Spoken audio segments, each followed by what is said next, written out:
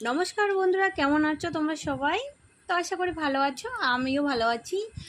তো খুব মনে পড়তেছে আজকে সেই ছোটোবেলার কথা, যখন আমরা ক্লাস 3, 4 বা 5-এ পড়তাম। তখন সবাই মিলে মেয়েরা মিলে সবাই যখন খেলতাম, আমরা অনেক রকমের ভাষা বলতাম আর কি। তখন আমি এই ভাষাটা আর কি অতটা শিখিনি, তারপর আস্তে আস্তে আমিও শিখে গেছি সেটা আর কি।